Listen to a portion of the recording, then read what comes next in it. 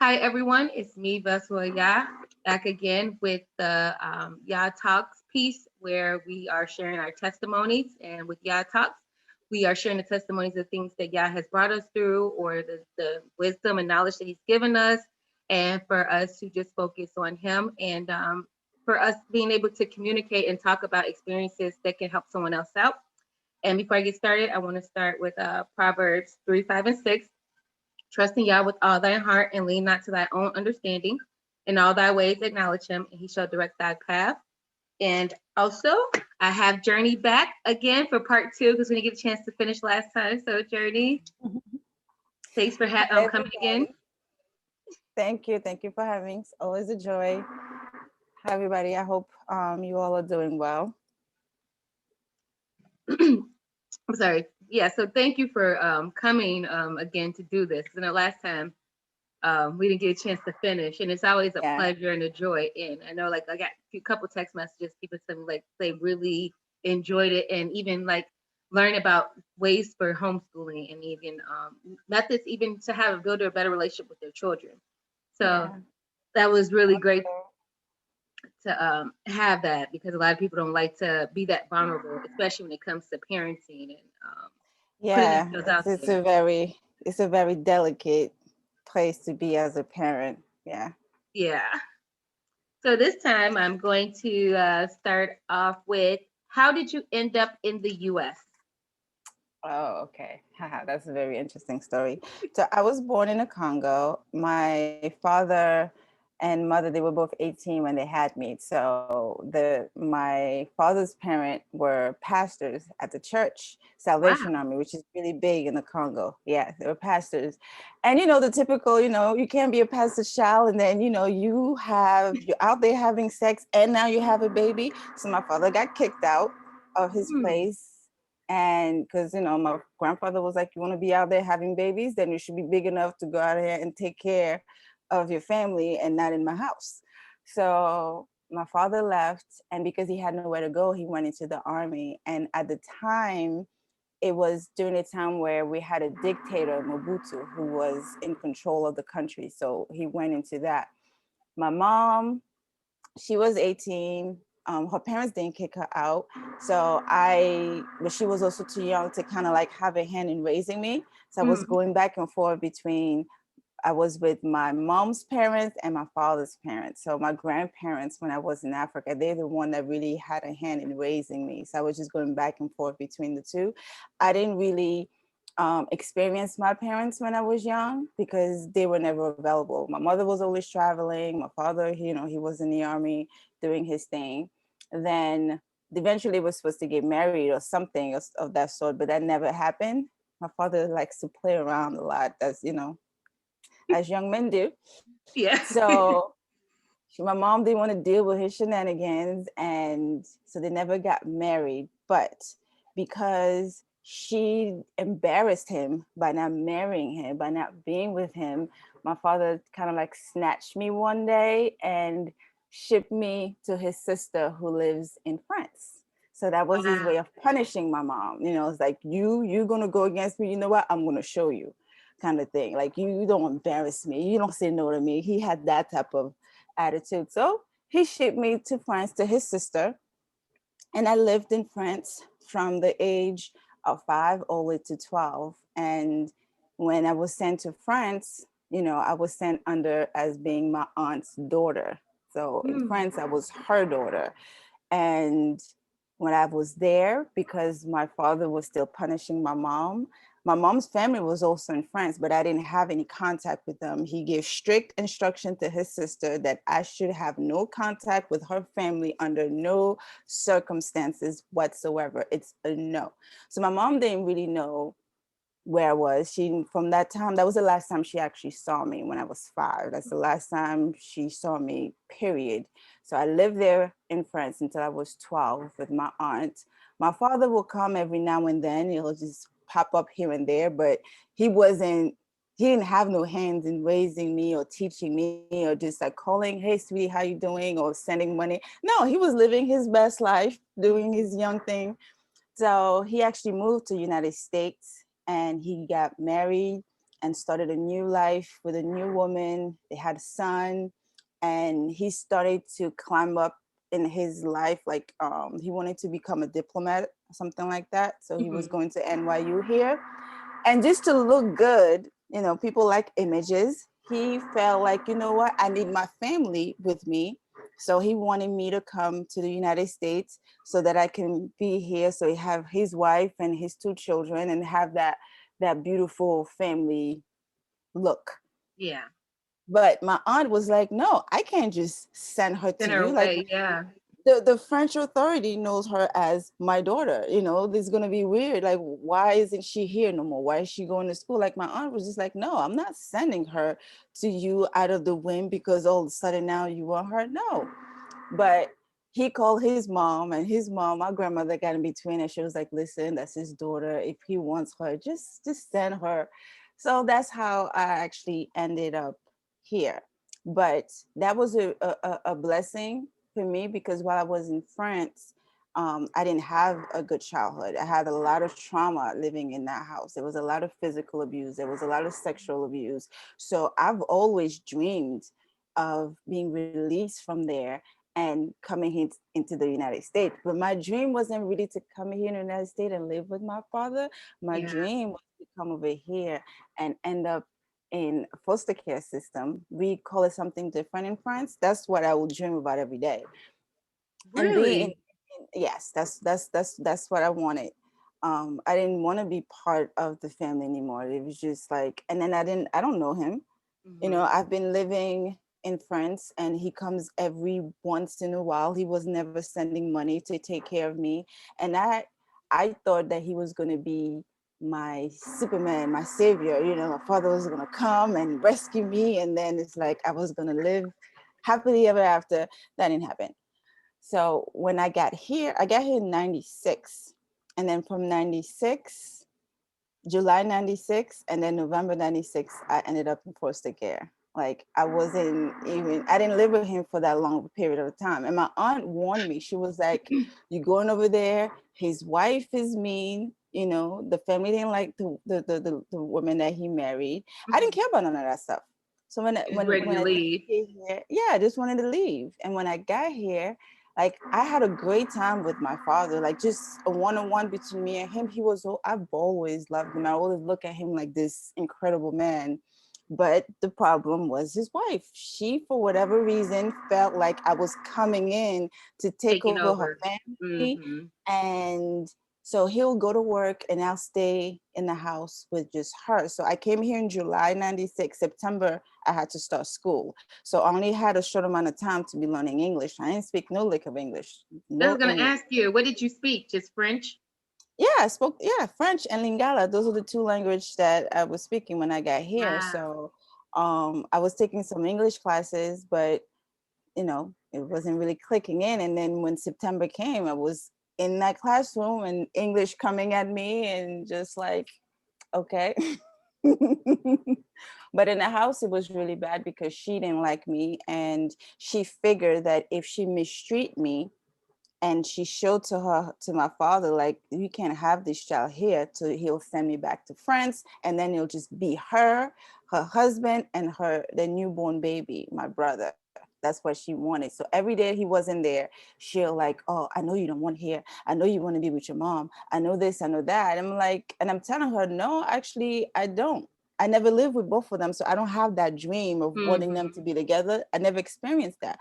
But she just kept pushing and pushing and pushing, like to the point where they will go out to dinner, and then he'll have her call to check on me to make sure I'm okay. But when she'll call, she will say some really mean thing to me.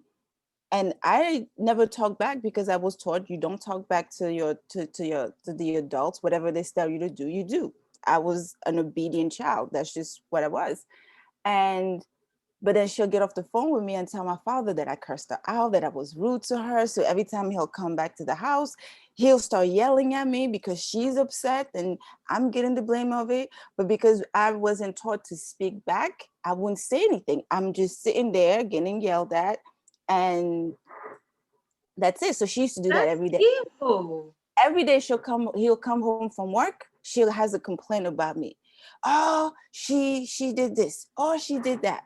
And he'll yell, and then I wouldn't say anything. When he wasn't home, I couldn't open the refrigerator without asking for permission. I couldn't go to the bathroom without asking permission. I couldn't do anything. It was hell. So, but I couldn't also talk to him and say anything because I didn't want to be the person where it's like if their marriage fell, it was That you would because be of me. so. I didn't want to be blamed for anything. So I figured as a child, like, you know what? I don't, he loves his wife. I don't want to cause any problem. I'm just not going to say anything. And I just kind of kept that. And one day I told her like what happened to me in France with the sexual abuse and things like that. And she took that, flipped it around, and started to blackmail me with it to say, well, if you don't do what I tell you to do, I'm going to tell your father that, you know, you slept with your uncle. You know, like she just twisted the whole thing. And like, that terrified me. And then she was like how she was a nurse, and you know, because she's a nurse, you know, she could put on gloves and test to see if I'm a virgin. And I mean, like, she was just going crazy. I was fed up with it. I'm like, you know what? One day I decided, I was like, I'm gonna pack my bags and I'm just leaving. I was like, I'm gone. I still didn't know that much of English or New How old York. were you? When I came here, I was 12. I was 12. I packed my bags. I went to school, and after school, I just got on whatever train that was coming because we used to live in Queens. I just got on whatever train. I didn't know the train either. So I ended up in Times Square, and I was walking my happy butt, just looking, I know, happy and everything until nightfall came, and it's like, okay, it's What do I nighttime. do? Yeah. But I got picked up by the police, so brought me to the station. And then when they tapped in my information, you know, my father had reported me missing. So they called them and they came to pick me up. And, you know, they asked me if I wanted to go home with them. I mean, like, what am I supposed to say? No, like, he's right there. Like, you know what I mean? So I was like, no, it's okay. And on our way home, my father was furious. He was furious because I ran away, right? That was where his anger was coming from. And I understood that. I was cool with that. You know, I'm used to getting beaten. That was just the way. So whatever. But her in the car, she was just like taunting him. She was taunting him because he was already upset. So she kept just adding little things, you know, and I'm sitting there and I'm listening to her. She just adding little things, putting it into his head. She even went as far as telling him, like, you know, he needs to shave my head to teach me a lesson and all of this stuff. My father wasn't responding. He was just furious. We get to the house. He's yelling. He's starting to beat me or whatever because he was upset. And I was expecting that. I was the process. And I wasn't saying anything at all. I was just letting things happen to me. And then she comes out of the room. She had like a broom with her. And then she went in and she was like, oh, yes, like in the midst of him beating me. Oh, yeah, when she was in France, she slept with her uncle. Oh, my God. Like that, he went from, let's just say was at 50. He went from 50 to 200. 1,000 within a second, Wow.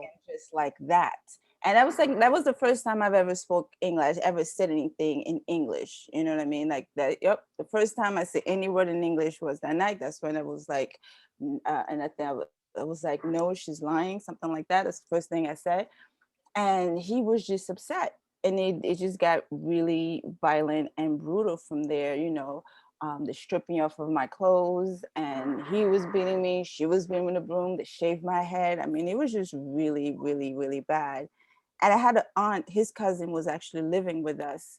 And when they were finished, they actually sent her to the bedroom with my brother, so they wouldn't be witness to what was happening. But then she's a nurse, so it was time for her to go to work. So he's like, you know what? Decided to take a break. It was like, you know what? I got to take you to work. She's like, no, don't take me to work. I'll take a cab stay. He's like, no, no, no, no, no. I'm going to take you to work. And then he looked at me and he was like, he wasn't done. So I was like, okay. When he left to go take her to work, my aunt came out. She gave me some shorts and the pants to pull on. I went in the bathroom, put on the clothes. And then soon as she went back in the room, I took off running again, you know? I don't So blame you. I just was running in the building. I wasn't waiting. You talking about you're not finished? Yeah. Like who's gonna no, I was out. I was out and I was banging on people's door. Nobody was responding. And then eventually, when he got back home, because I wasn't there, he decided to call the police because I was missing again. And when they called the police, they came and they was looking through the the cameras. They saw me, but unbeknownst to him and his wife were arrested that night because when they found me, my head was shaved. I didn't have on any shoes. I have cuts and was bleeding everywhere. So they arrested them on the spot. So me and my brother was immediately taken into custody with ACS. And the first family, when you go into foster care, the first family that you get placed with is family, people that your family knows. It's called kinship. That's the first people that you go. They ask them, "Is there any family members that can take your children?" So we ended up being at his wife uncle's house. They were really nice, right here in Roosevelt Island. Very nice family. They took us in. It was beautiful. It was amazing. They was nice to me. They was nice to my brother. But my father and his wife, they had other plans. See, because now they're in court. So they're calling Africa and telling them that I got them locked up. That's the story they was telling everybody, that I got them locked up. Look at this bad child, this evil child. We brought her here, and now my wife is locked up. Whoever locked up is my fault. So to kind of get themselves out of that, they decided, well, if we ask these people she's staying with to mistreat her, she gonna run away again. And then when we go to court, we can, so the judge can see, like, It's her. she was a disobedient child from the get-go. Like she runs away from wherever she's at. That was their angle. Unfortunately, these people weren't bad people. They were just like, wait a minute, you want me to be mean to your daughter so she can run away so that you can prove to the court? They was like, she's a child. Like, I'm not gonna mistreat a child for what? They didn't want to go along with it. They was like, no, we're not doing that. They was like, no, we're not doing it. And because they refused to do it, they called everybody in the family and told them, like, there's these uncles and they don't want to do anything. They they have the child that's gotten us locked up, and it was just a big old mess, to the point they were just like, you know what, Sandrine, that was what they was calling me at the time. They was like, we're sorry, but you can't stay here. Your dad and your stepmom, they're causing way too much trouble, because now they were getting phone call, they were getting harassed, they were getting threats from family from the Congo, Right? telling them, especially from the mom. Yes, because understand, like, he's my stepmom's uncle. So Mhm. she called her mom and be like, I was locked up because of this child here, and I lost my child, and then your brother is keeping that child in his house and he doesn't even want to help us. It's because of her. So they're calling them and cursing them out, because how you going to keep the child, and why you're not going to do this, why you're not helping my daughter. So they was like, they can. So they send me back. My brother actually ended up going back to his mom because Mhm. the abuse was, I'm the one To that was being you. abused Mhm. and him. So he went back to his mom, and I just continue after that, moving from one foster home to the next foster home until I was about 23. That was my life. But it took me until I was about 14 years old to really find my voice, because when I went into foster home that wasn't family, it was a whole different thing. I'm coming in with my African belief. Again, I don't speak, I don't talk back. If you told me to do something, an adult, I'm gonna do it, no questions asked. And this particular foster mom, she saw that. She was like, "Woo!" She And got the that's what I was gold. going to ask you. That's going to be the question I was going to ask you next. Next is, how would you compare um, your Congolese structure versus the structure here? Like the difference, like when it comes to how a child is supposed to act, because like the fact that they even let them call them from Congo to tell them to put you out, like I wouldn't care. I'm like, I'm in America, like they can't do nothing to me. Like, Oh, but because family have a lot of influence. Like family have a lot of influence, and everybody has responsibility to one another. You know what I mean? And if someone is not behaving the way that they should, you call the elders, you know? So they call their elders and complain to their elders. And then the elders was calling them to trying to get them to do what they thought was the right thing to do for their family, But they which didn't. Nobody was thought about like what you've been through. Like you've been because torn. they didn't know, because like they didn't tell them the real story, they didn't tell them the truth when they was calling back home. Even my father, to my own family, to his own siblings, the people that know me, he told them a lie. My mom was alive at the time. He told her that I was into boys, I didn't want to listen, I wasn't listening, you know, I was doing whatever it is that I wanted, and that's why I got beat. That's like they flipped it in that way. And because I didn't have access to any of my family Oh members, yeah, you didn't have a when phone or I went anybody you can into call. when I went into foster care, he took my passport, he took everything that I had that said who I am. He took all of that stuff. Any numbers that I have of every family member, he took all of that stuff. So I couldn't call back and say anything. And my aunt, who was his cousin living in the house, she couldn't speak either. She couldn't speak against my father because in our family hierarchy, she ranks low. So she wasn't going to talk against anything he was saying. Is She she just still wasn't. alive now? Yeah, she's still alive. Like She ever once apologized to it's like you? me. Yeah, she has. She apologized to me, but I understood her situation because he brought her here to America, right? So that was an opportunity for her to get her papers and all that stuff. He's the one that was paying for everything. He's the one that's supporting her this being here. So she couldn't go against that. No way, that's suicide.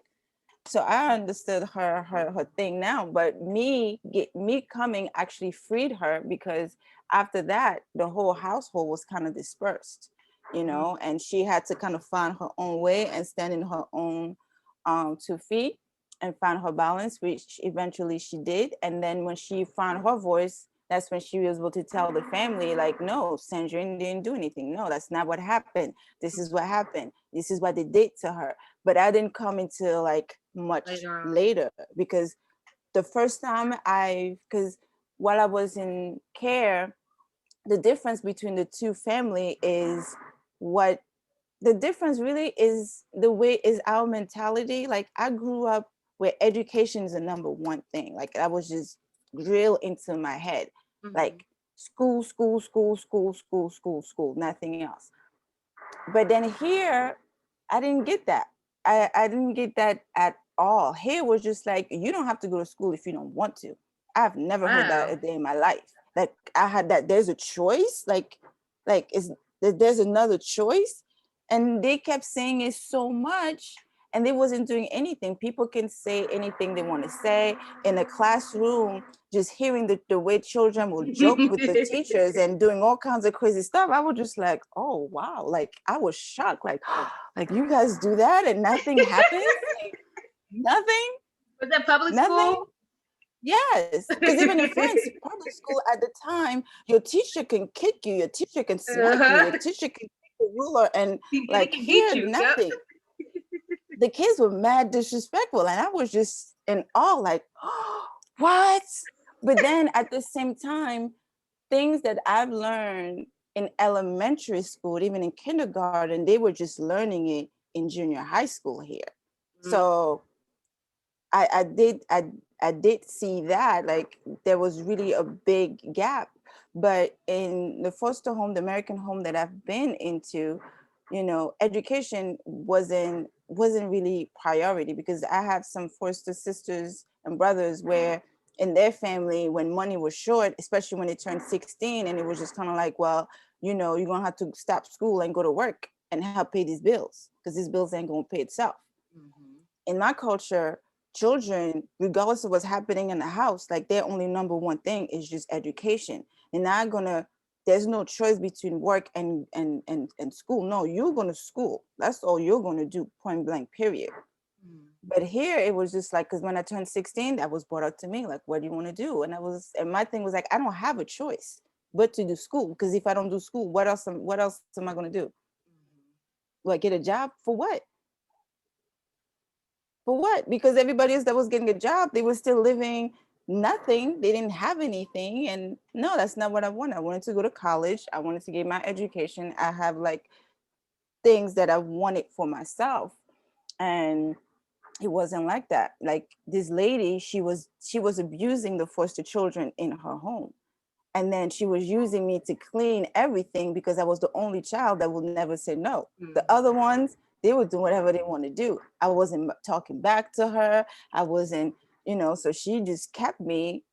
But after a while, once I got my voice, I was like, you know what? No more of this. I'm not doing this stuff no more. I'm not cleaning after your nasty behind. I just clean the room. She comes in with her man. They do whatever crap is smelling in, and you want me to go behind, clean that. After a while, I was like, no, my caseworker, she was like, I'm getting ready to leave. Is there anything I can do for you before I leave? And I was like, yes, get me out of this place, please.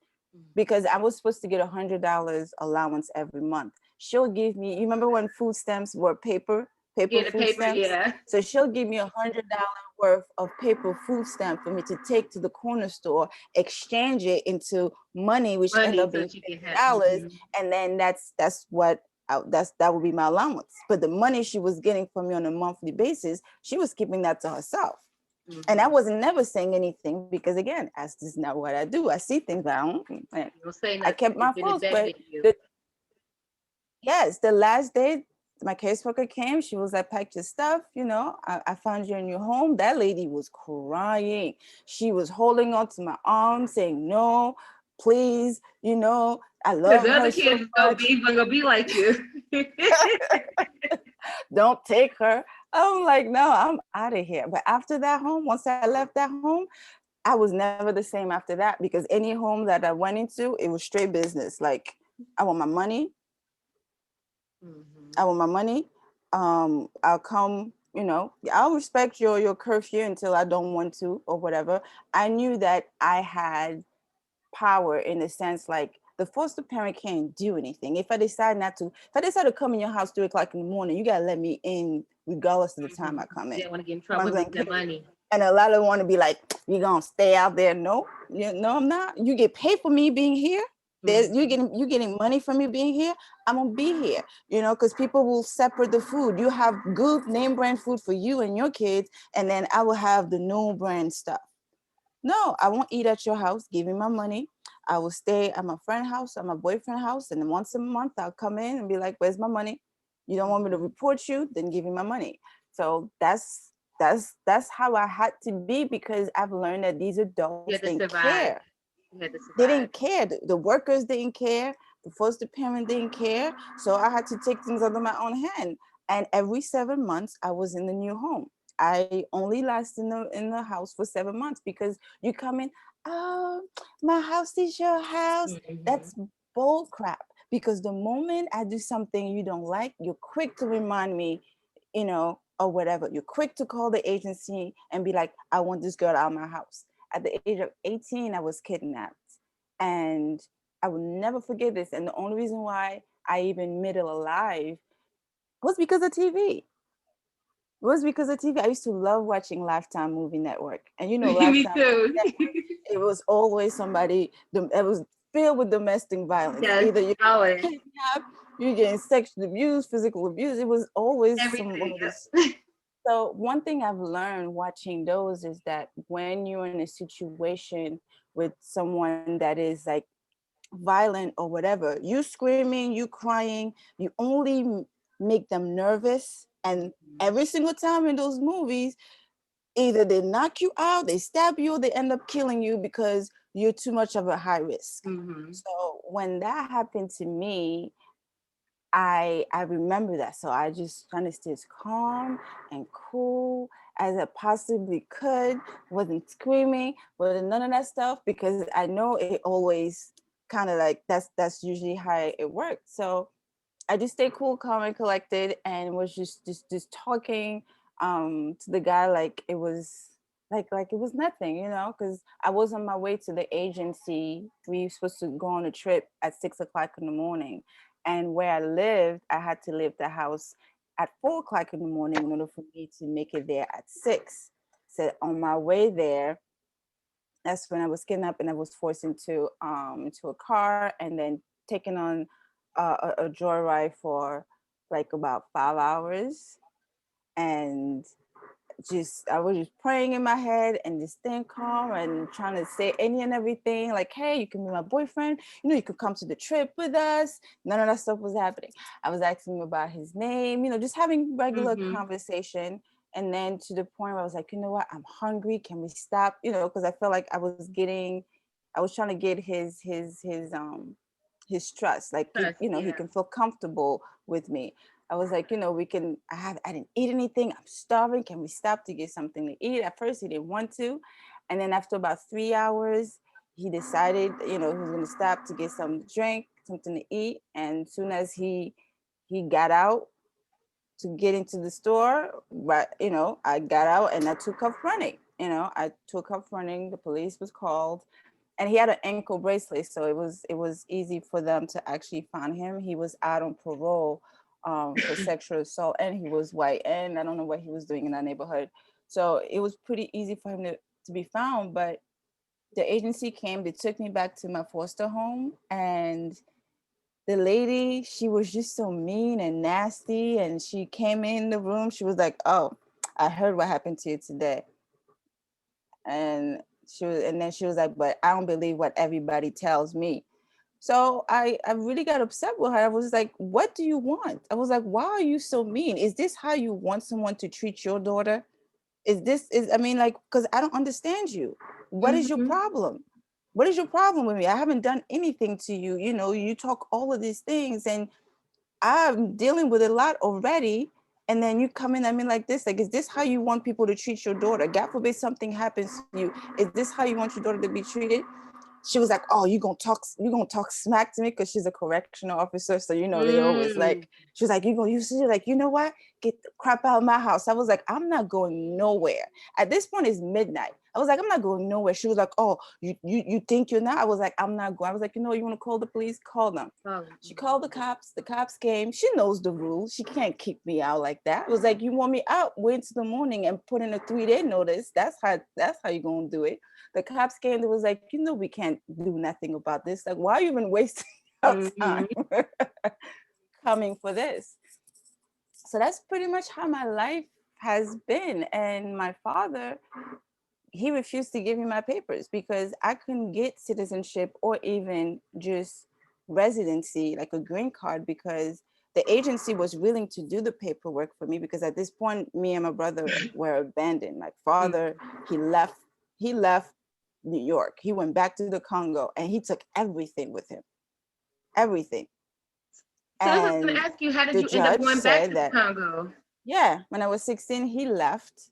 And I was just trying to get my passport because in order for them to file my paperwork, they need something with my name. They need something Mm-hmm. that says this is who I am.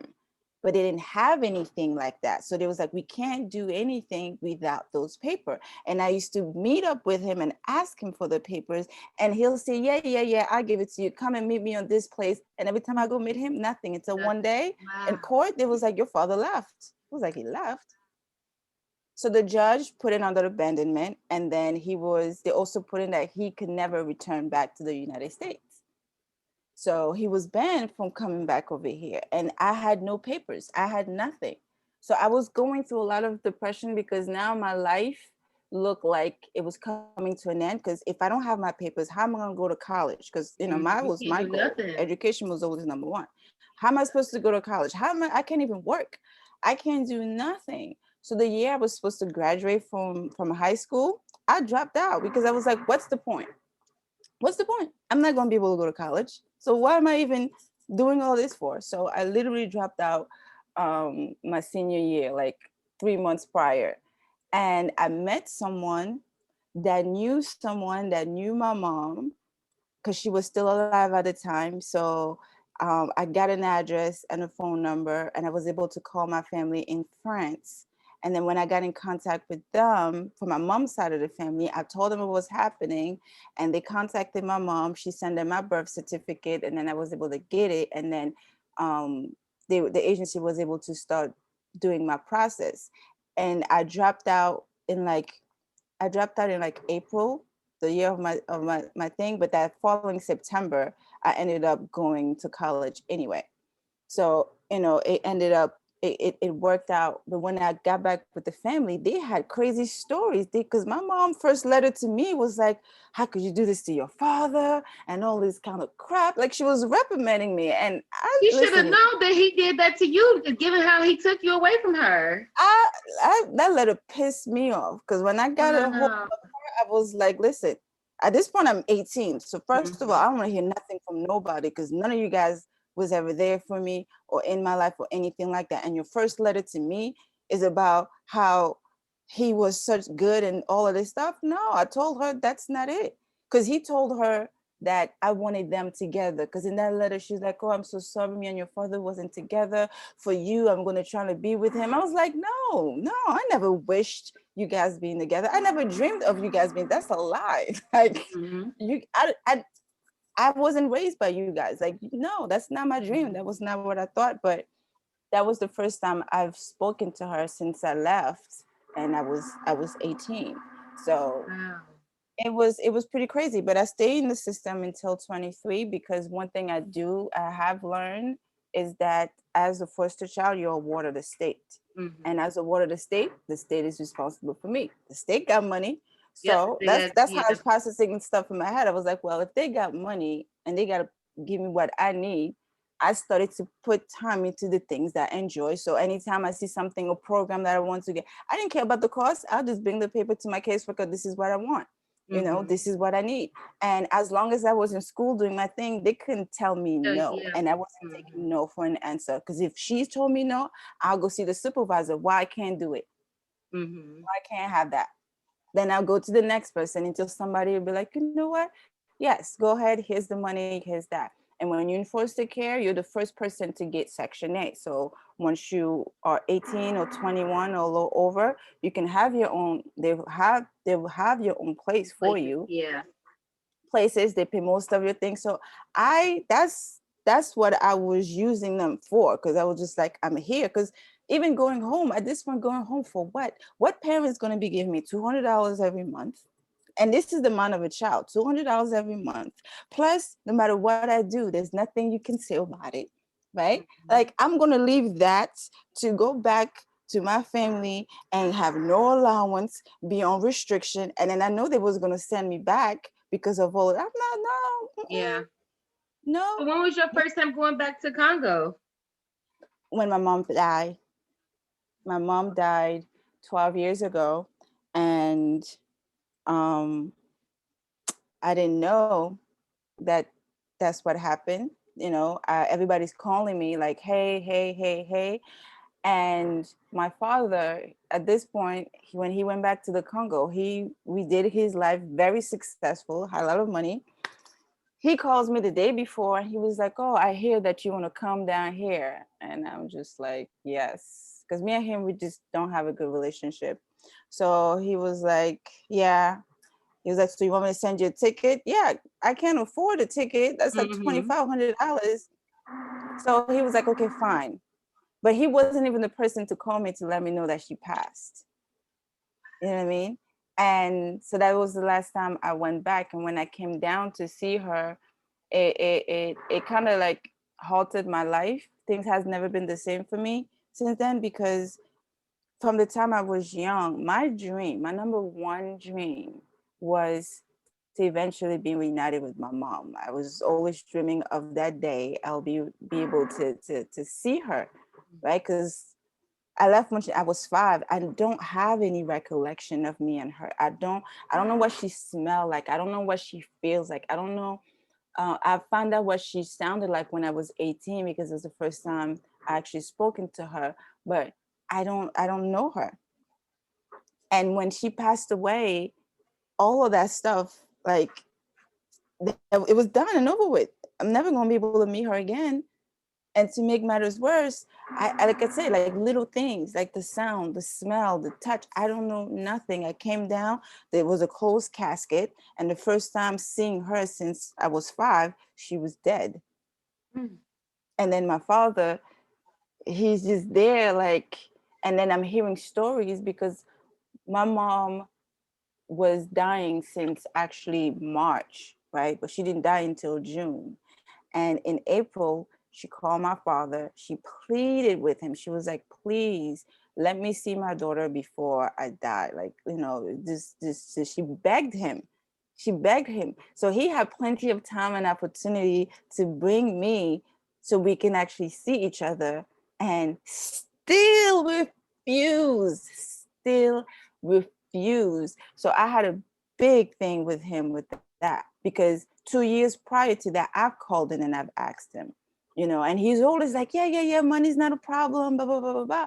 But he never made it happen. He never made it happen. He went so bad that he told her one day that I was coming, and she got her girlfriends together. She got her place ready. She went to the airport and she parked in that airport parking lot and stayed there the whole day waiting for me, but I Wow. was never coming. Who does that?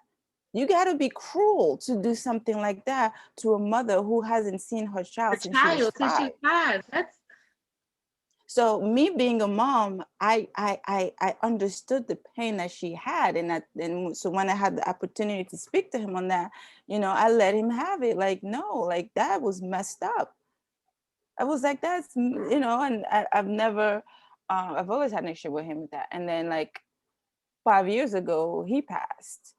So, and I've always trying to work that relationship with him, but he was just never at a place where he could do that.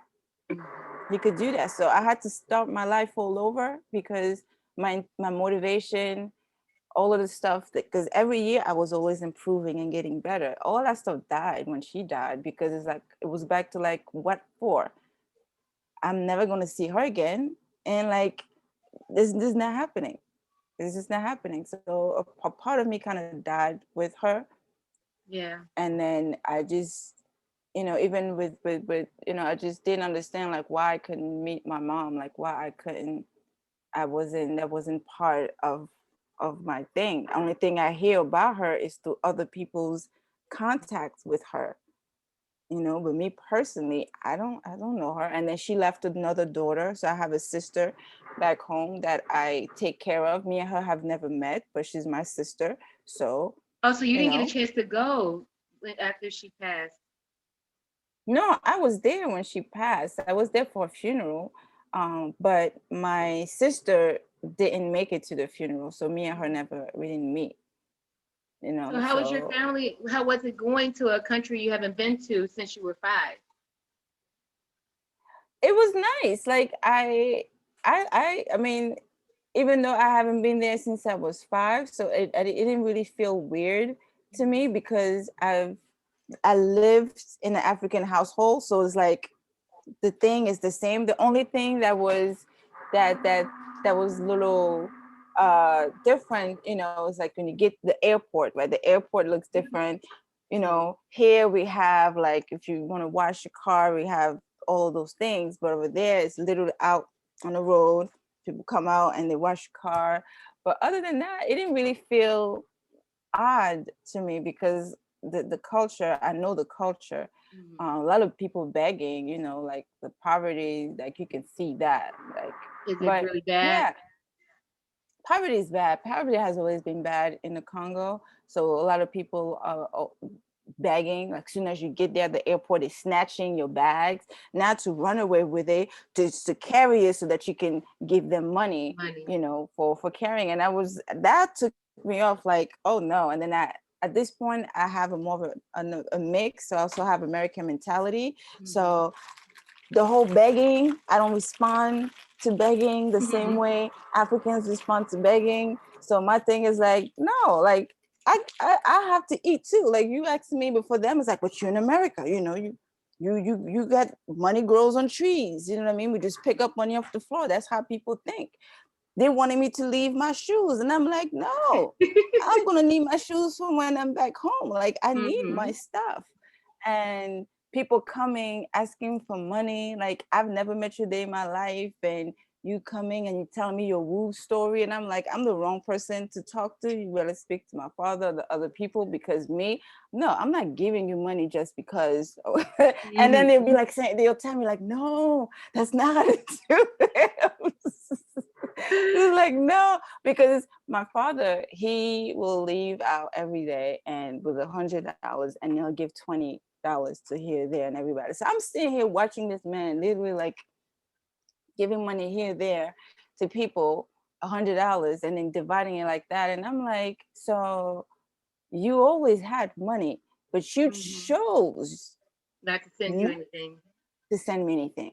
Because when my mom passed, after a while, my brother's mom also passed. And remember, my brother, once he went back with his mom, I've never seen him after that. We were separated. So my mom passed, then his mom passed in August, and he didn't have no place to go. I get a random call from my father, like, hey, you know, Oh, he needs you. your brother, you know, and then I'm like, I have a 6-month-old baby. That's my brother. Yeah, I don't know him like that, but that's my brother. I'm not going to let him go to foster care because I know what that life is like. So I took him in. But when I took him in, I told him, like, listen, I don't have money for no extra kid. I'm in a 1-bedroom apartment. You know, I already have 2 kids. Like, no. He's like, nah, don't worry about it. You know, send you the money for him. Nothing. Nothing. Wow. Nothing. So here I am stuck with another child to take care of, and me and him, we just had a really turbulence because I tell him, like, I'm not your baby mother.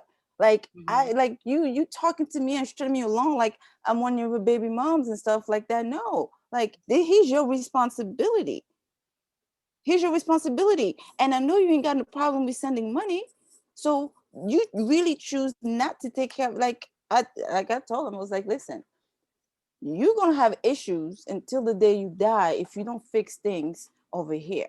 Because you can have as many kids as you want, you can do all the stuff you want, but until the day you do right by me, you're gonna live a miserable life. And ended up having 7 more children after me In with Congo? different baby moms. Were they Yeah, here or in he ain't never Congo? fit.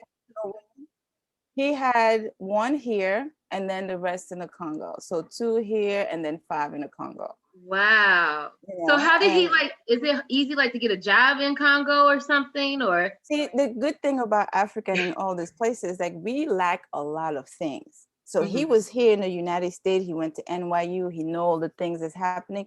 Only thing he did, he went over there and he started a judo association. Now, a martial arts association with judo. Now, here in the United States, you start a martial arts association of judo. That don't mean much. You know, it's your own business thing, but ain't nobody praising you for that. But in the Congo, because we don't have that, once he started that, you know, he was the president of the judo association, but you couldn't tell this man he wasn't the president of the country because everybody treated him as such. You know what I Wow. mean? Everybody was like, Mr. President, running behind his car. Then because he had that, he was able to get close with the president at the time because he built something that just wasn't there. So when you think about the Olympics, when you think about those big things, it put kind of the country in that space where they can enter certain things and they can do all that stuff. So he just kind of used that and his knowledge that he learned here and will implement ideas and things that just weren't being done in the Congo at the time. So a lot of time, people over here, you have more than enough because we lack a lot of things. Someone go and open up a car washing thing because we don't have it with this, and then you just go and like we don't have Why do that. you Poor think that is people. so? Why do you think, like, for Africa to have all the resources, especially the Congo, why do you think that they're not as advanced when everything is taken and stolen from there anyway? Oh, that's because of war. So we went from one dictator for 50 years, right? And then after him, we didn't have a dictator anymore, but that person wasn't really picked by the people. So our election of fraud. So the people that are in power are not concerned about the country, they're concerned about their pockets. So they never are making things nice enough where the country can actually build, where the resources, the money can be used inside. It's never like that.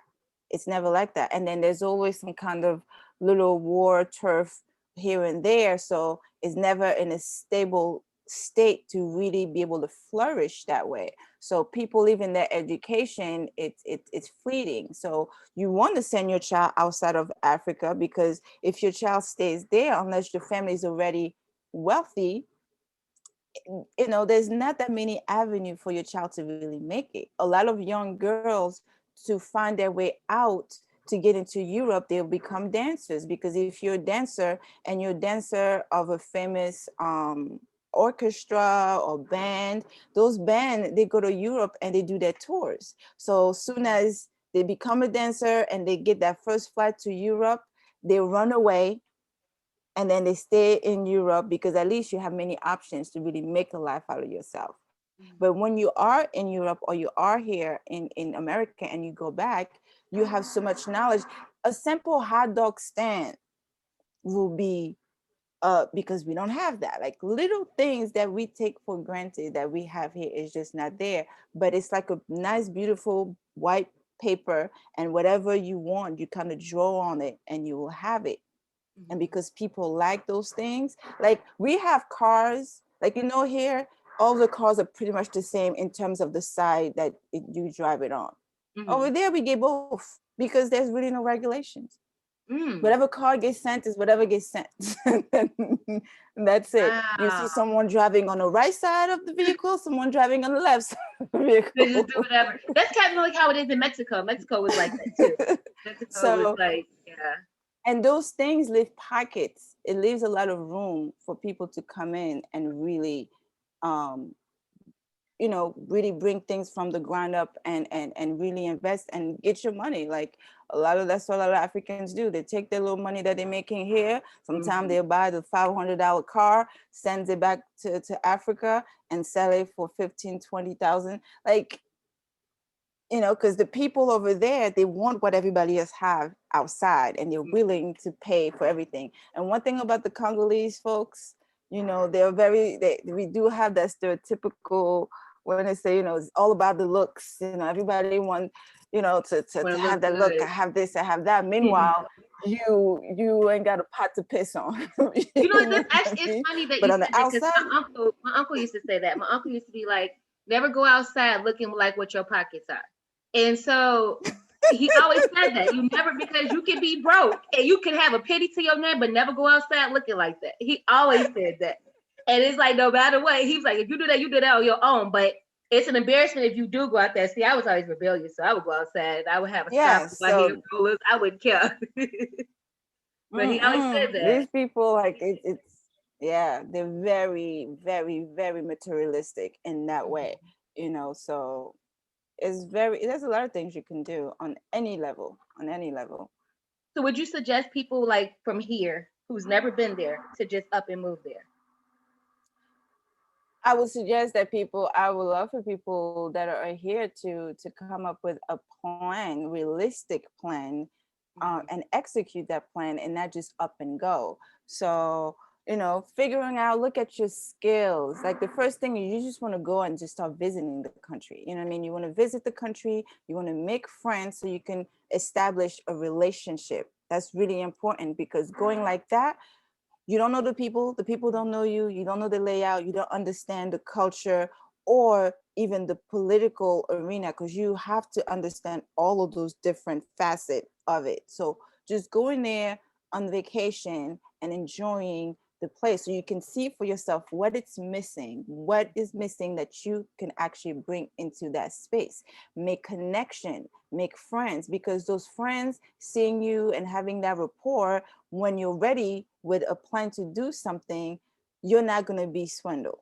You're just not, because at this point, people know you, you have relationship, and then you know the talk, you know how people are. So I'd say you have to do that first. But yes, please do it, because the Europeans, the Asians, they're all in there. They're making their money. They're having all of the thing. Chinese folks are sending their women over there to marry the men. The same thing with the men that they have over there. They want them to bed the Congolese, the Africans, because once their child, because that means their child has a hand in the land. Oh, dual because their child citizenship. is half Congolese. Yep, dual citizenship. Yep. No, no, no, no, no, no. It has Oh, nothing to do with dual citizenship. Because see, Asian are very smart in the way that they deploy their people. Because you want to have you to make claim to any land, you have to be part of that space. So mm, if they have children in the Congo with Congolese men or women, their child is half Congolese. Therefore, their child does have a claim to that land, mm, which in essence, it gives that Asian part of them a claim too, indirectly, but it gives them a claim as well. And that's how they do it because they want the land. Everybody wants the land. mm, Everybody wants, and Africans have the money to spend and just they don't there's not enough people coming to them for that. So for I think for Americans here, that to absolutely do it, you know what I'm saying, but do it with good intention and a mission, because if we just look at our history, we're one of the same. And to be able to do something that is an exchange, whereas like you're building over there, which is going to make you really wealthy, right, so that you can also bring it over back here to the States and build here too. You don't want to just go over there and say forget about the States. No, like you have to take care of, you have to be able to give back to both spaces. mm, You know, you have to be able to give back to both spaces, but going there with a plan not to take advantage or to leave the people whatever, but you want to better the lives of the people over there as you're making your money, you know. And you also want to do that here because there's a lot of things that we like here too, and we can't go and then enjoy it over there. You make your money and then be like, you know what, forget America, forget all that stuff. You still have people, there's still people suffering, and we are the only one that's going to be able to get our stuff out of this. And this is the way to do it, you know, building business, not just here, international business. You know what I mean? Get that black money, because that black money is real. Everybody wants it. Here yeah, everybody alone, does. it's over trillions. So Mhm. if you combine over there and here, you know what I mean? Like we don't need anybody else. That's why they also kept us so separate, because Mhm. they've been feeding off of Africa, just them alone. Yeah. That's why the United States, all of this European country, they are wealthy because of Africa. Mhm. And they Yeah. kept everybody else away. The Asian are just now starting to enjoy that. And they going crazy with it. Like they literally. Exactly. They going crazy. But So why can't we? No. and so I was gonna ask you. So do they with the second that we were talking about before about how like people have like soldiers or have like people watching the houses to protect like their homes and stuff. Do they do that with the Asians or it's just like with is that with anybody No, who has some money? everybody, if you have anything of value, property and things like that, that's just the norm. Okay. That's just the norm. Like you have a guard, you know, watching your place. You have to have a guard watching your place, because you also have to remember this is it's still a poor country. You know, people are hungry, people are Mm-hmm. desperate. You know, it doesn't mean that people are breaking into folks' house like that, but you don't want to give nobody uh an opening to even think Mm-hmm. they can do that to you. You know what I mean? You have to set that straight from the back, because you come back and you won't have nothing. Yeah. Yeah. I mean, like You you won't said, have man, Bella nothing. Don't Queen, go you in. have nothing. Don't go over there with the mentality of here, because every time I go to, and this is when I was here in America, living here in America, I can have a full blown African mentality as I'm living in the United States, because it's not the same space. Things Mm-hmm. don't go the same way. You know, the whole don't talk. I learned that as a child. I couldn't not speak that whole don't talk back and don't like I couldn't in African society that works, right? There's different way I can navigate through that with that safely. Here, no, I can't. Especially in the I black have to community. talk back. Black I community, you have to got be to. able to defend Mhm. myself. I have to speak up. That's a must here. But then when you go to Africa, you also have to be able to tone that down, because people don't respond to the same way. And Africans are very blunt in the way they speak to you. And to you, be like, oh my God, that was rude. And to the person, no, I just told you what it is. How's that rude?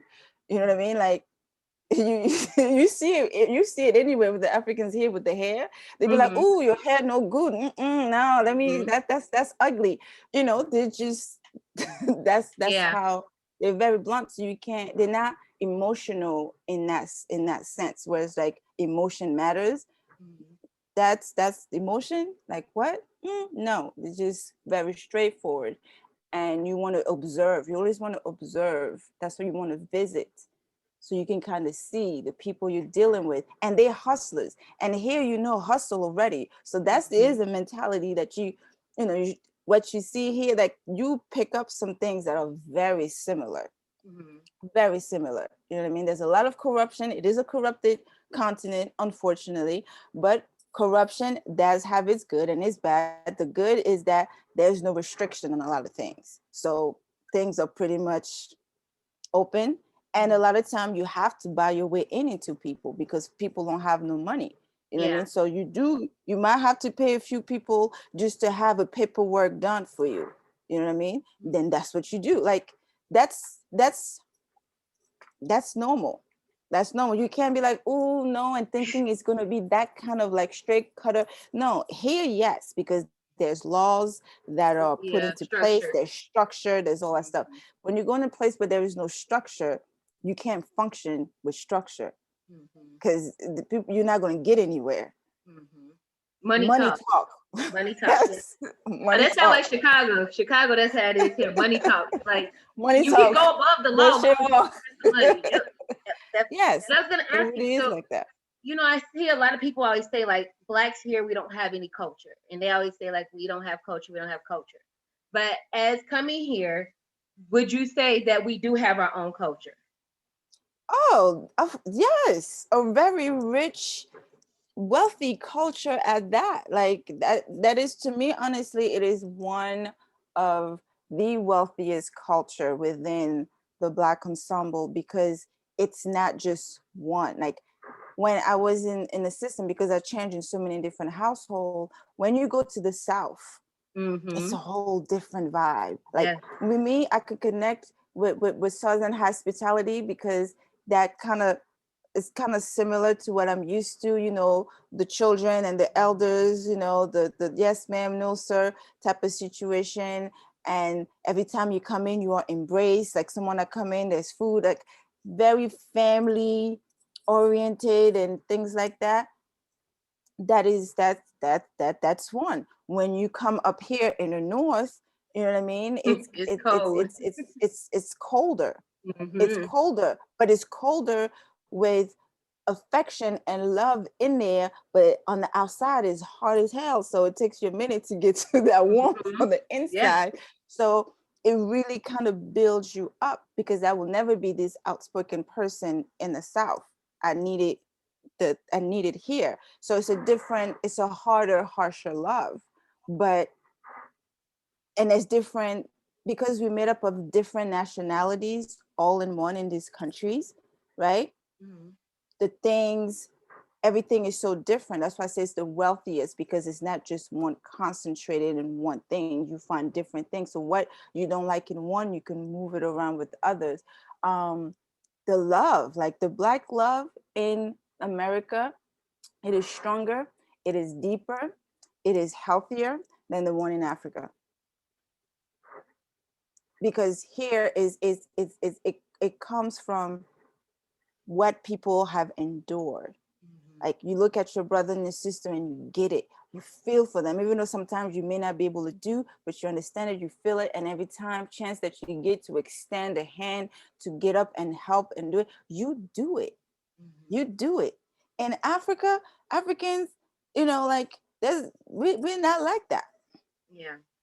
Don't get, we are not like that. You talking about, listen, you're from Cameroon, I'm gonna look at you sideways. Oh, you're from South Africa, like we are very judgy, okay, Mm-hmm. very very judgy and criticize the heck out of everything. Okay, Mm-hmm. everything. And we're not that come together like here. Like it's different. Like I've learned to love and appreciate my blackness because I was here. I Mm-hmm. lived in a Black family, African family. I come from a country where everybody and everything is black, black, black, black. And I didn't get that. I wanted to move as far away from that as possible as I could. Like, my husband's going to be white, blue eyes, brown hair. Like, I didn't want to have nothing to do with that. No. Mm-hmm. Yeah. But then when I came here, Black power, everything, there was just such a pride. And it wasn't in the way you look, it was just in just being Black, like in you, and just it was going a lot deeper, like the history. There was emphasis on learning your history, knowing this, knowing that. With my family and going to Congo and all that stuff, like that's not what we push. We are pushed to learn everything European because we're trying to get To be like to that. that. Mm-hmm. But he was like, no, you getting to you. You're gonna stand strong on your thing. Like that's when I was like, in African children in France are not trying to bring out the Africanness and whatever. Like, no, I'm gonna look as European as possible as I can. I'm gonna be as American as possible as I can, but I'm not gonna front my African and all that. So it's like, no, that's like, but here is different. So I was able to reconnect with that.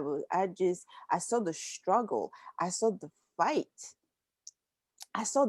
And the fight doesn't also have to be from the outside, just from within. Like after going through all of this, like the history is extensive and is intense, unlike any other place. From the name, like people have they laugh at Kunisha and all of them, but I'm like, that says so much because you are saying your identity. Like, no, this is me. Mm-hmm. You every time you're coming up with your own thing, like you're not embracing and taking someone else's name. Like, nah, bump that. You know what I mean? This is how I'm going to name my child. I'm gonna put my own Mm-hmm. thing into it.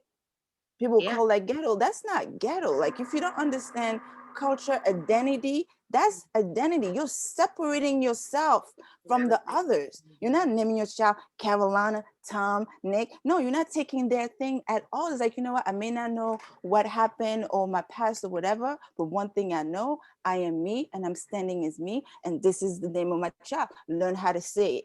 Because when anybody else that's coming up with complicated name on the thing, everybody have to learn it. There's respect for it. Even with the Ebonics, like I respect that because again, Because it's actually a you language. creating your own. That's your Yeah, it's our own language. language. Mm-hmm. That's identity. We were talking about you don't have an identity. That's BS.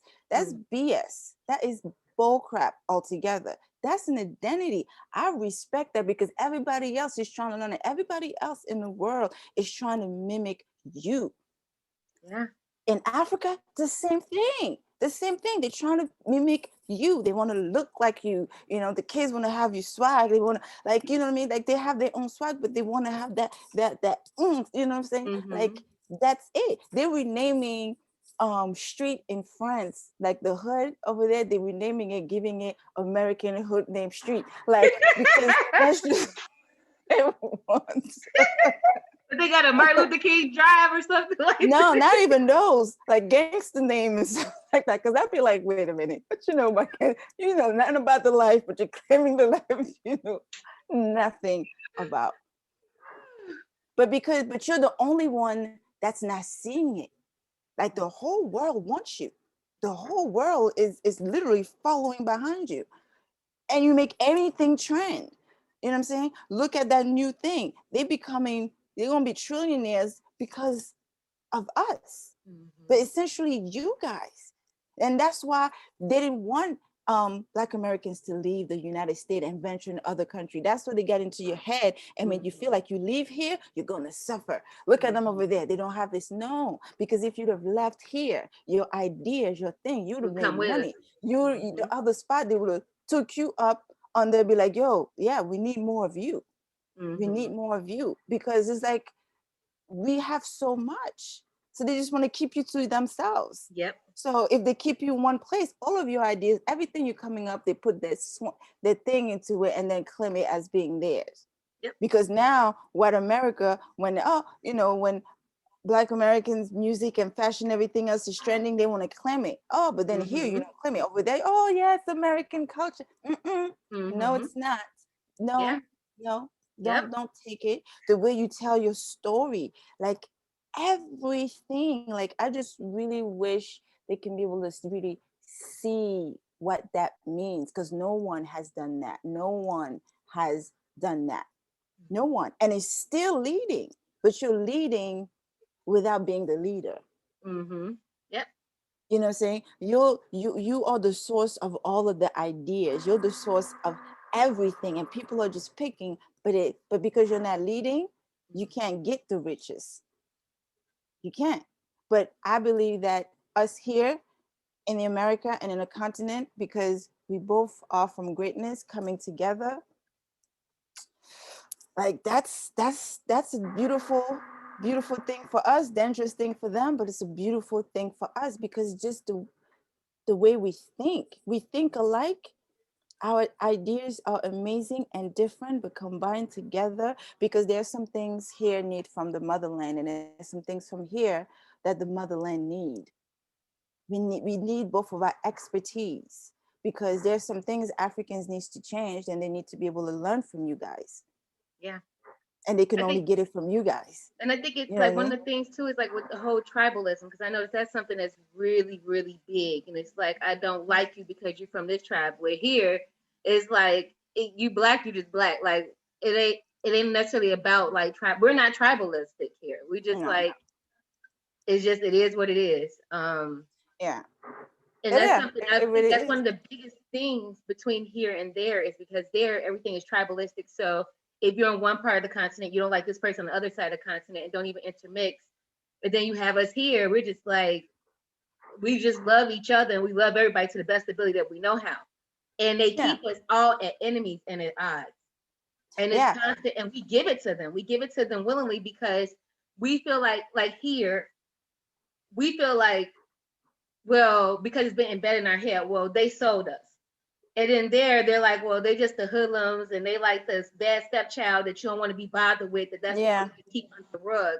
Now realizing that who created those narratives, who brought those narratives into both perspectives, it's like actually sitting That's down and why having I'm a conversation. always, that's why that I'm always like, you be the first one to say that white folks are lying, right? Mm-hmm. They're lying, they're lying, they're lying. But then the idea that you have of the other, you got it from the white folks, but you believe that, but at the same time, you're saying they're lying. So why are you even taking information from them? Why, Mm-hmm. why? You know, we know how they do. We know divide and conquer. We know this thing, but we still fall for it every single time. Like, Yep. no.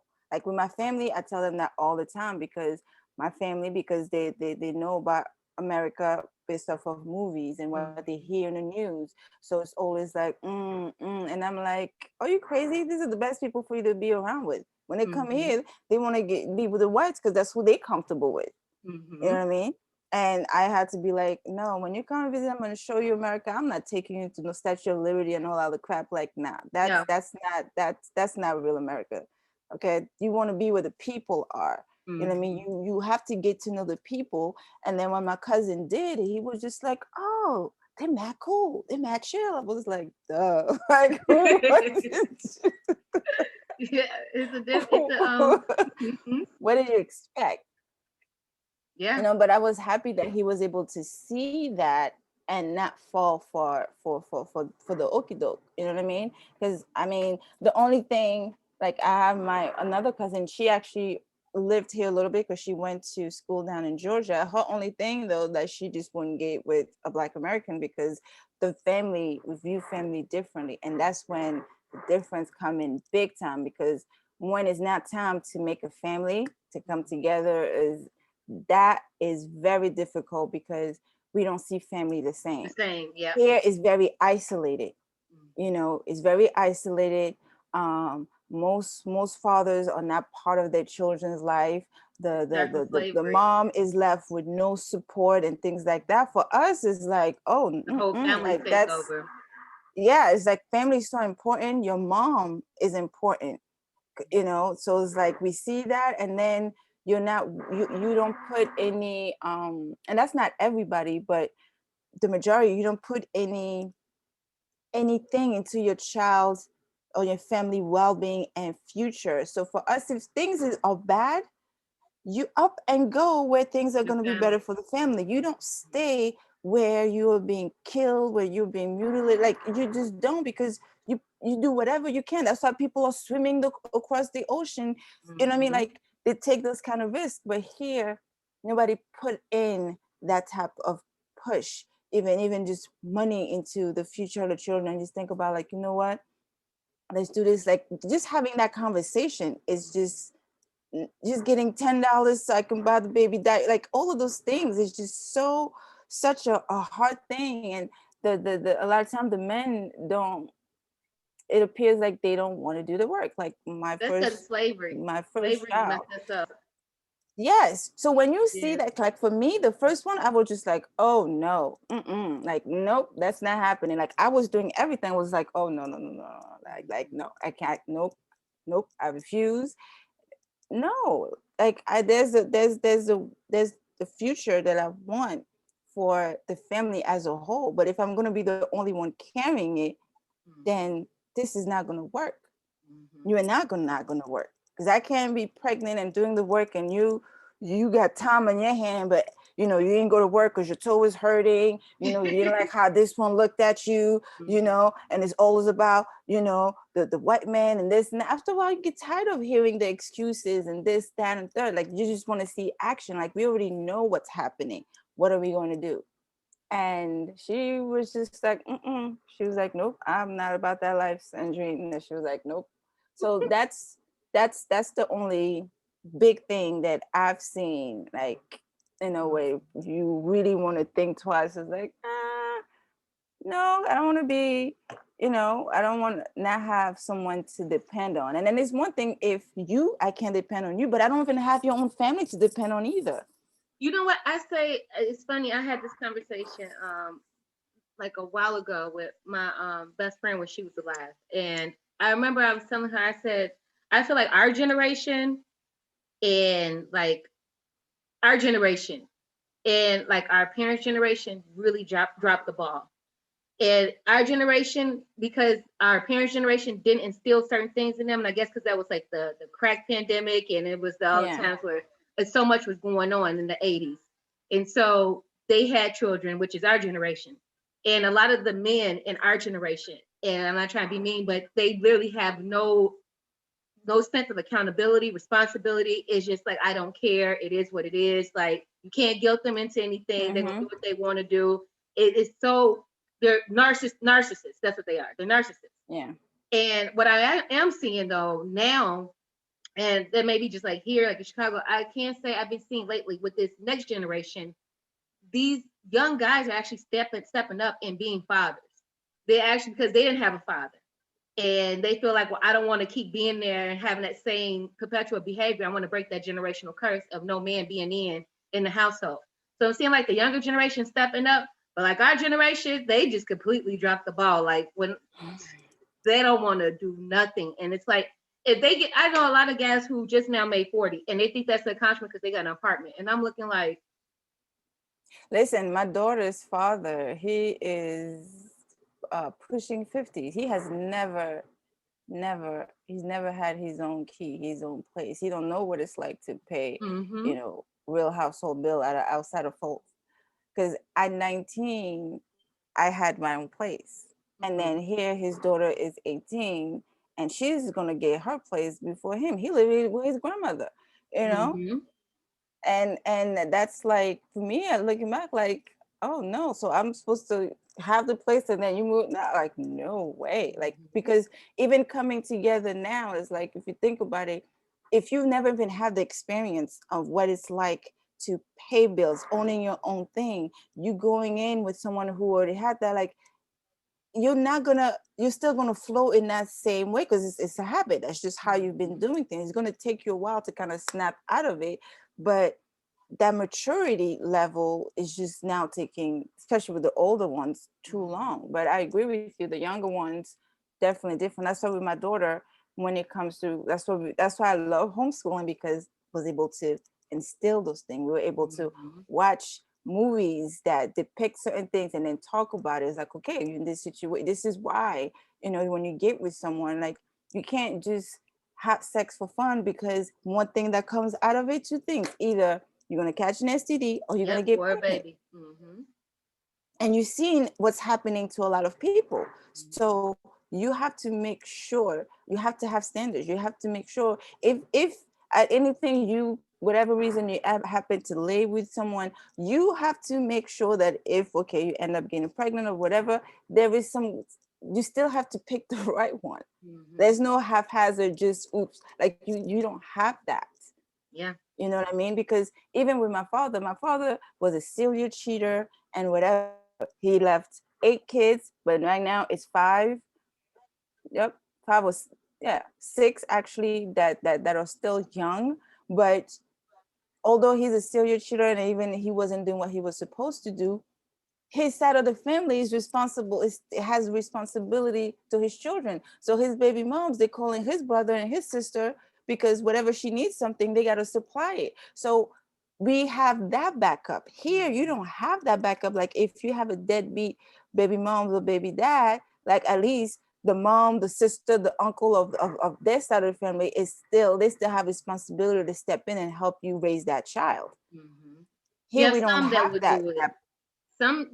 I know some people like they family step in. Then you have others that necessarily doesn't. They And just. we need to have more of that, because Mm-hmm. there is no way, you know what I mean, like there's just no way to just have someone out there and then that's just that. And it's like you got a whole family, like somebody, Mm-hmm. anybody, Need to you do know, something. it's like Yeah. there's responsibility. Because if it's that way, then you'll talk to your child, especially the men's, they will talk to the men's differently, because like, listen, because any child that you bring into this world, we all going to be responsible for it. So Mm-hmm. hey, we need you to not mess up. We need you to get on top of your things, because don't nobody want to just be taking care of just children that are popping up here, there, everywhere either. You know what I mean? Mm-hmm. So the way we'll go about guiding our young men and women will have been different if we all are literally carrying that responsibility, you know? Because Yeah. after a while, I'll be like, nah, I'm not doing that.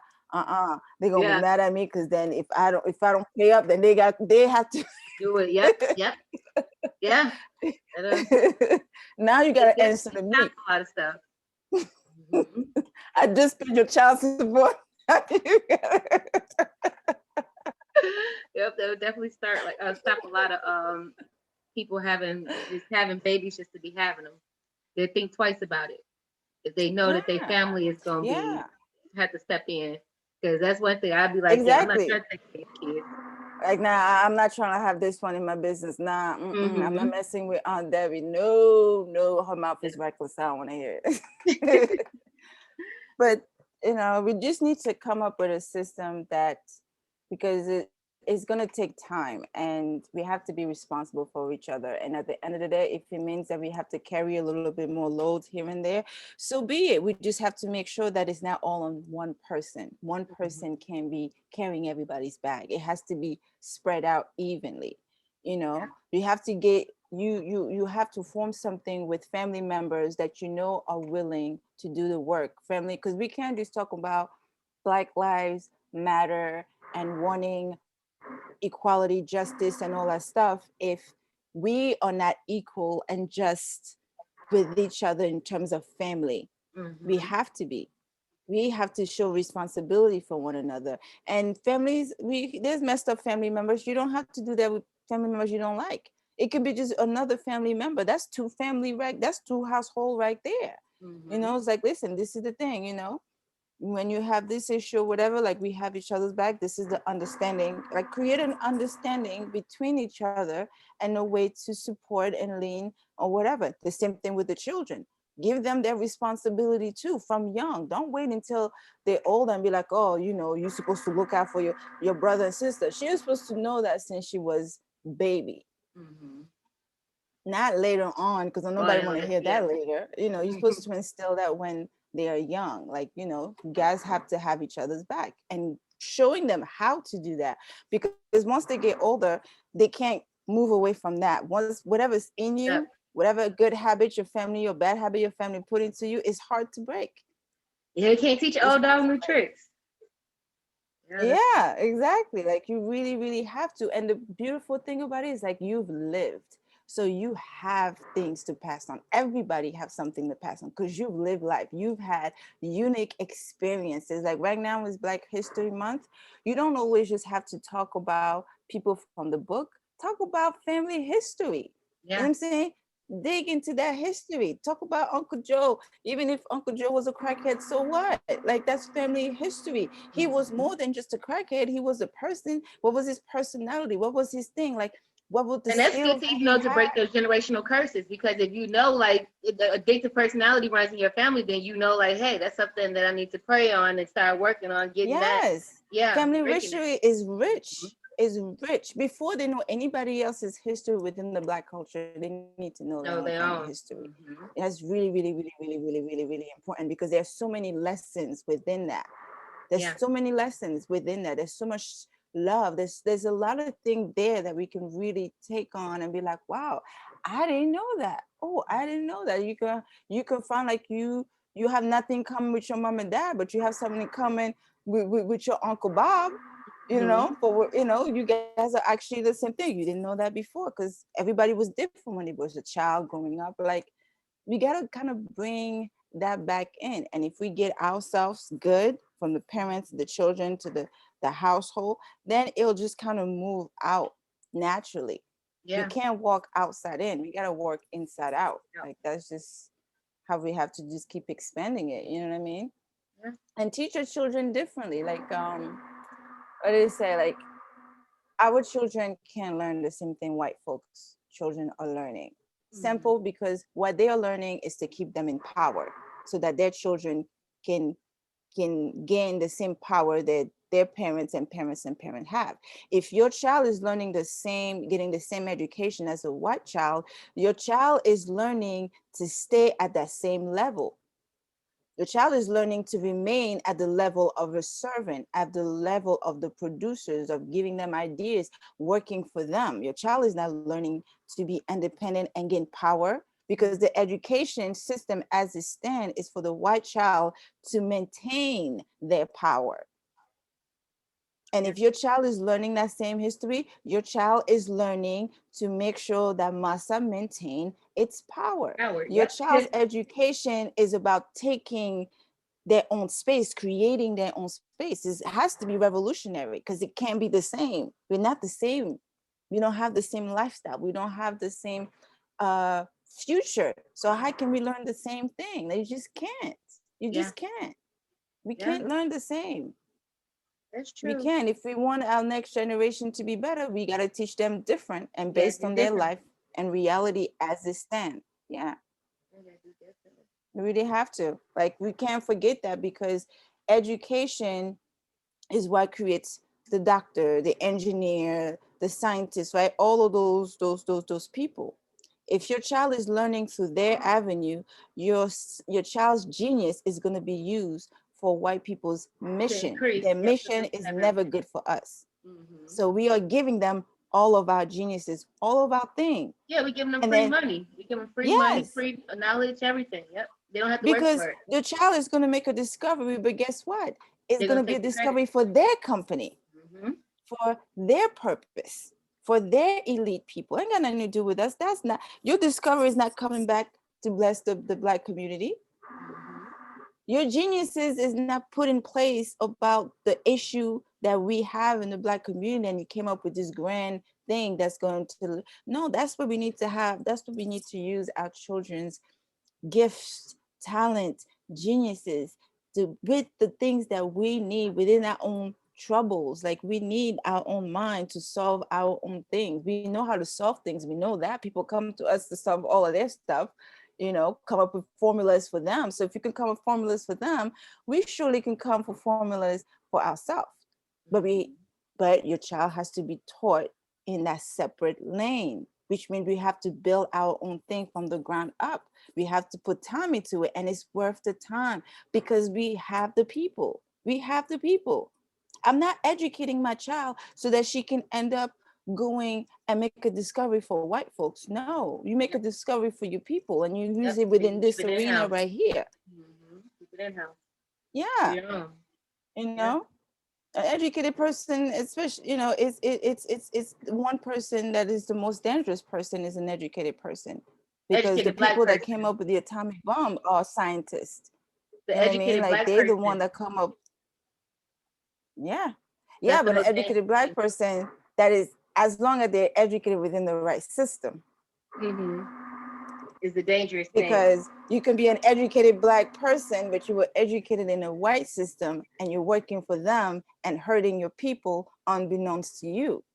Because our black scientists who are working on all these different diseases, they're not working on the lupus and the diseases that are affecting the black community that we really need discovery and things for, to really push our health to the top niche.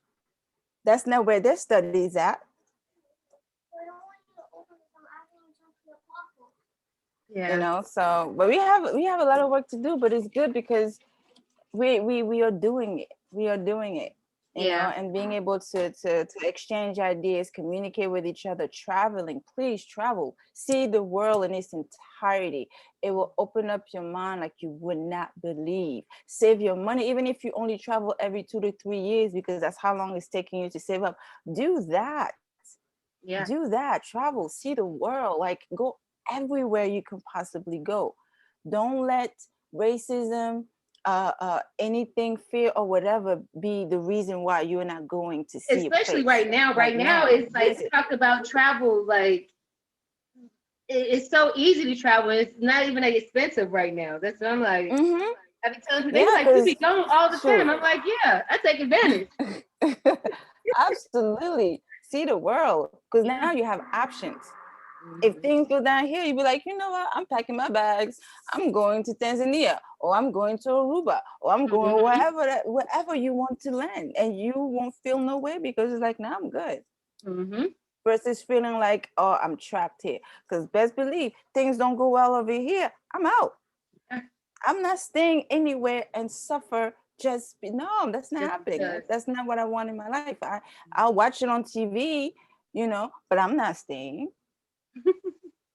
I will move to a better place. And if that place, I'm not feeling it, then I'll find myself in another corner of the world. Like the world is our oyster, as they call it. Like, go wherever you want to go to live the life you want. You don't want your children to go through certain things. Pick where you want to land, where you will have those things, or create those things. Like we are creators. We make things happen. We make things happen Yeah. all the time. Yeah. So And we and I got this. just want to tell you thank you for doing this again. This has like been very, very very encouraging. I admire your strength because the things that you've been through, yeah. Um Thank you. yeah. Yeah. Thank you. Just I admire your truly strength. appreciate this opportunity that you've given me, and I've enjoyed every single last one of them, and just coming here and connecting with you and everybody and sharing and speaking, because I really, really, truly mean it when I say, like, the wealthiest culture that I know, it's here. There's just so much. I just wish everybody could, the world sees it, but when you see it yourself, it'll just come out differently. And that's what I want to see. I want you guys to really see the wealth that you have. It's unmeasurable. It's Yeah. And I just keep praying that one day that our people get it together. And I just always tell people just we have to return back to the Most High Yah because one of our biggest yeah, problems because we distance ourselves from Him, and because of that, this is why we're going through the punishment, and we're still like going through certain things. But my prayer is always for us all as a whole, as His children, to repent and turn from our wicked ways and yeah, return back to Him and start building that relationship back with Him. Because once that happens, then everything would be like it'll be a domino effect, and we will regain the power that He gave us originally, and we stop having to go to other people thinking that we need them for anything, because we'll take our absolutely. rightful place again. So I just want Yep. to say thank you again, and thank you everyone for tuning in to the show Y'all Talks. And we're gonna have more things up and coming. And thank you again. Appreciate it. Thank you.